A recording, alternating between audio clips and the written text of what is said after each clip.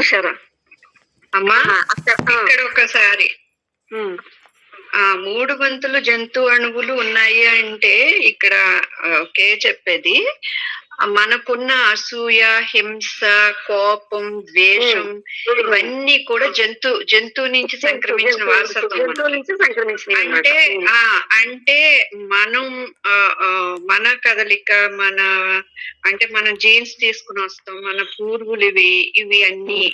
అలాగే మన పరిసరాల్లో, మనం ఉన్న పరిసరాల్లో ఇప్పుడు చాలా మంది పెట్ యానిమల్స్ ని పెంచుకుంటారు. ఇక్కడ తప్పు ఒప్పు మంచి చెడులు కాదు, వాటితో తాదాప్యత మమేకం అయిపోతారు. యాక్చువల్ గా మనకంటే చాలా డల్ మైండ్, అది యానిమల్ మైండ్, అది పూర్తిగా వేరు. దాంతో మమేకం, దాంతో తాదాప్యత అయిపోయినప్పుడు అది కూడా. అందుకే నేను ఒక దగ్గర అమ్మ ఇది అంటే నేను ఫ్యాక్ట్ అని చెప్పట్లేదు, కానీ నిజమేమో అని నా వరకు, అంటే నేను మామూలుగా మెయిన్ గా చెప్పట్లేదు, కానీ నా వరకు చూస్తే ఇది నిజమేమో అనిపించిందమ్మా. అసలే మనకి యానిమల్ మైండ్ 75% ఉంది కదా. ఈ పెట్టి ఈ పెంపుడు జంతువులని పెంచుకోవటంలో, వాటిని తో తాదాప్యత చెందటంలో మనకి ఇంకా యానిమల్ మైండ్ లోకి మంది వెళ్ళిపోతుంది.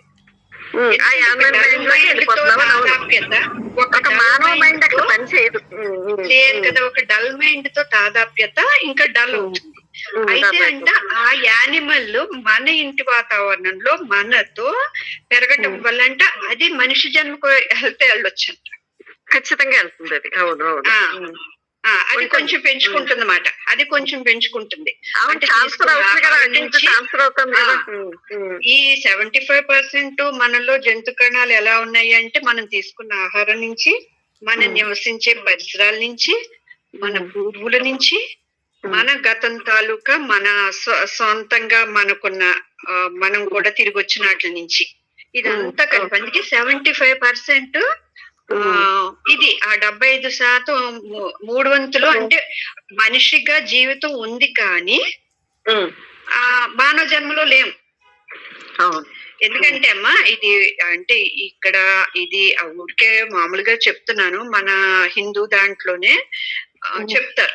ఈ కృష్ణమూర్తి దగ్గరికి వచ్చేసరికి ఇవన్నీ అసలు యాక్చువల్ గా మనం మాట్లాడుకోవాల్సిన అవసరం లేదు, కానీ ఊరికే సబ్జెక్ట్ పరంగా ఊరికే మాట్లాడితే, జంతువులకి మూలాధార భూమిక నడినెత్తి మీద, అంటే సహస్రారం ఉంటుంది జంతువులకి.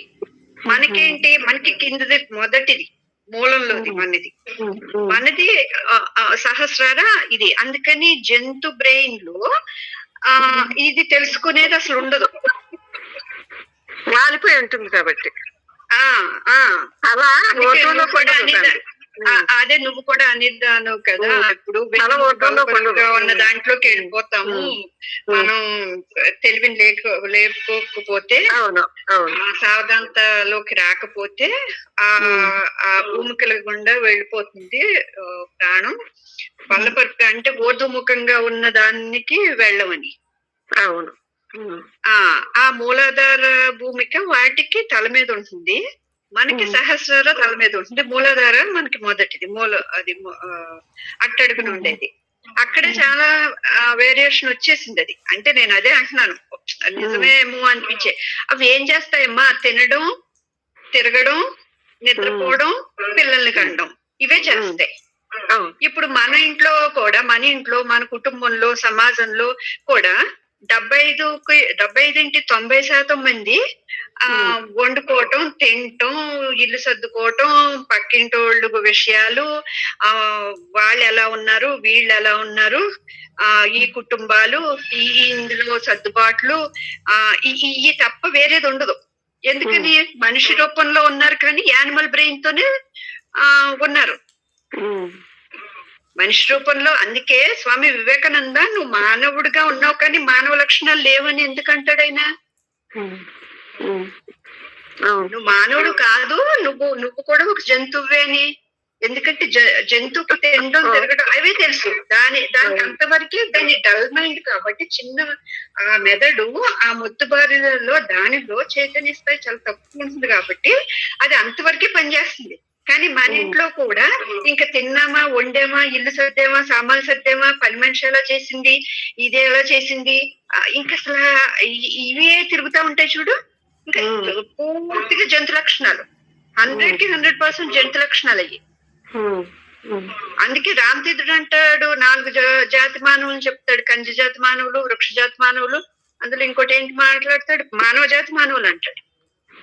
అంటే నువ్వు మానవ జాతిలో ఉండి మనిషి లక్షణాలతో అంటే ఈ 75 దాటి నువ్వు అధిగమించినప్పుడు అంటే ఇలాంటి టీచింగ్స్ వింటా దీన్ని మన జీవితంలోకి తెచ్చుకుంటా ఉన్నప్పుడు ఈ జంతు అణువుల్ని అంటే జంతు అణువులు ఏంటి, అసూయ, కోపం, ద్వేషం, భయం ఇవన్నీ జంతువి. కాబట్టి అవి వచ్చినప్పుడు నా నుండి అవి లేస్తున్నప్పుడు నేను వాటిని చూడటం ద్వారా ఆ జంతు అణువుల్ని నేను ఖాళీ చేసేసుకుంటాను.